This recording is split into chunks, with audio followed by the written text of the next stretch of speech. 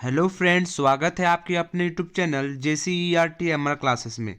तो आज हम लोग क्लास 9 के भूगोल पार्ट 1 जिसका चैप्टर का नाम है आकार, भारत आकार और स्थिति, इसके इम्पोर्टेंट MCQ को डिस्कस करने वाले हैं। ये हम लोग का पार्ट 2 वीडियो। अगर पार्ट 1 वीडियो आप लोगों ने नहीं देखा है तो आप लोगों को यहाँ पे ऊपर आई बटन दिख रहा होगा, यहाँ पे जाके देख लें। तो चलिए यहाँ पे अब हम लोग क्वेश्चन आंसर की तरफ बढ़ते हैं।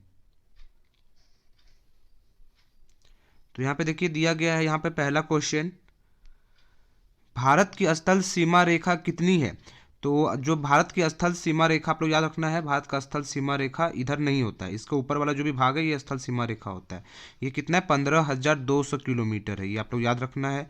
फिर देखिए नेक्स्ट क्वेश्चन है, कौन सी रेखा भारत को लगभग दो बराबर भागों में बांटती है। तो यहाँ पे आप लोग पता होगा, यहाँ से कर्क रेखा 23.5 डिग्री में गुजरा है, जो कि भारत को उत्तरी भारत और दक्षिणी भारत दो बराबर भागों में बांटती है। तो इसका आंसर क्या हो जाएगा, कर्क रेखा हो जाएगा।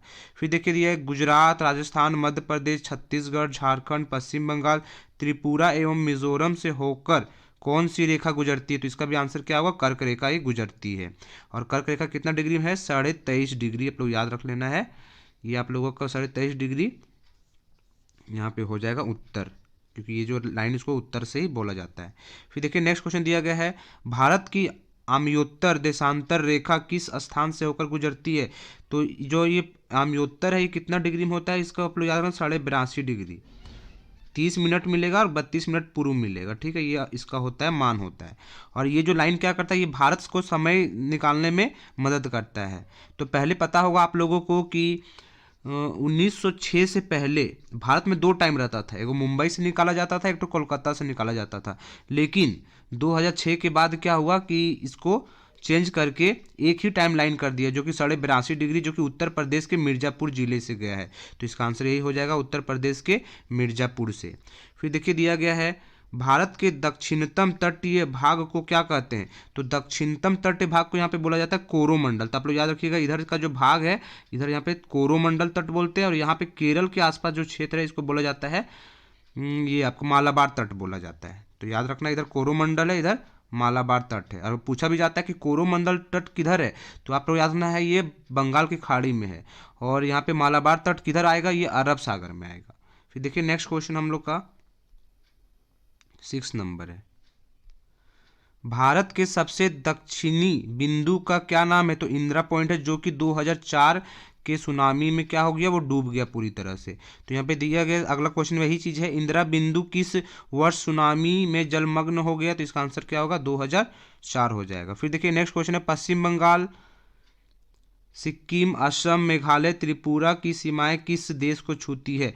तो आप लोग अगर भारत का नक्शा याद होगा तो यहाँ पे देखिए, यहाँ पे बांग्लादेश है, यही क्या करता है, यहाँ पे पश्चिम बंगाल है, सिक्किम यहीं पे है, असम देखिए ईस्ट साइड में आ जाएगा, मेघालय भी इसी का नीचे में है, और त्रिपुरा यहाँ पे नीचे में है। तो ये सब किसको छूता है, ये बांग्लादेश को छूता है, ये याद रख लीजिएगा।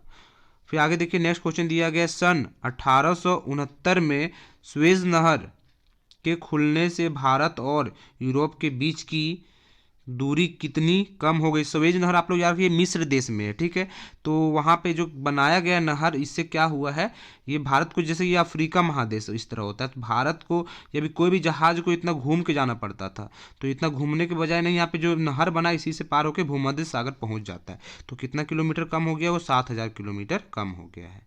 ये आप लोगों को वर्ल्ड का नक्शा में ही आप लोगों को मिलेगा ये, ठीक है। फिर आगे देखिए नेक्स्ट क्वेश्चन हम लोग का 10 नंबर है,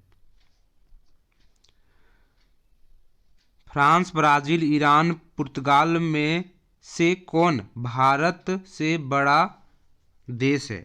तो फ्रांस देखिए छोटा है, ब्राज़ील तो बड़ा हो जाएगा, ईरान, पुर्तगाल, तो इसका आंसर क्या हो जाएगा, ब्राज़ील, ब्राज़ील ही ये बड़ा देश है भारत से। यहाँ पे नेक्स्ट क्वेश्चन दिया गया 11 नंबर, बंगाल की खाड़ी में स्थित द्वीप है। तो बंगाल की खाड़ी में क्या है, तो बंगाल की खाड़ी में यहाँ पे आप लोग याद रखिएगा अंडमान निकोबार, और अंडमान निकोबार का राजधानी क्या होता है, पोर्ट ब्लेयर होता है। और अरब सागर में क्या है, यहाँ पे अरब सागर में लक्षद्वीप है। तो ये भी क्वेश्चन पूछा जाता है कि बताइए अरब सागर में कौन सा द्वीप है, तो आप लोग याद रखना है लक्षद्वीप। अब देखिए यहाँ पे नेक्स्ट क्वेश्चन है, जैसे कि आप लोगों को पता होगा कि ये अफ्रीका महादेश जो है, इसके यहाँ पे मिस्र देश है, यहाँ पे जो है ये यहाँ पे भूमध्य सागर ऊपर में है इधर, और इधर लाल सागर, यहाँ से स्वेज नहर गया है, जो कि भारत का दूरी जो कितना घटा दिया, अभी क्वेश्चन किया आप लोग, 7,000 किलोमीटर ये कम कर दिया गया है। और ये बना कब था स्वेज नहर, ये बना था आप लोगों का 1869 में।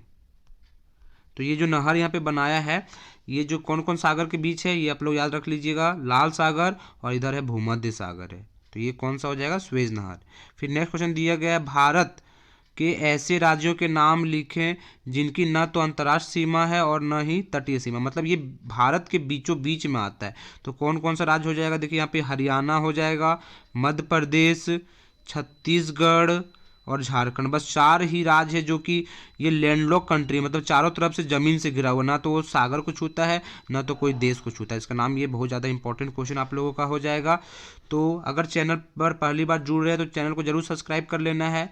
और ये जो क्वेश्चन आप लोग के 2023 एग्जाम के लिए बहुत ही ज़्यादा इंपॉर्टेंट था, तो आप लोग अपने दोस्तों के साथ शेयर करें।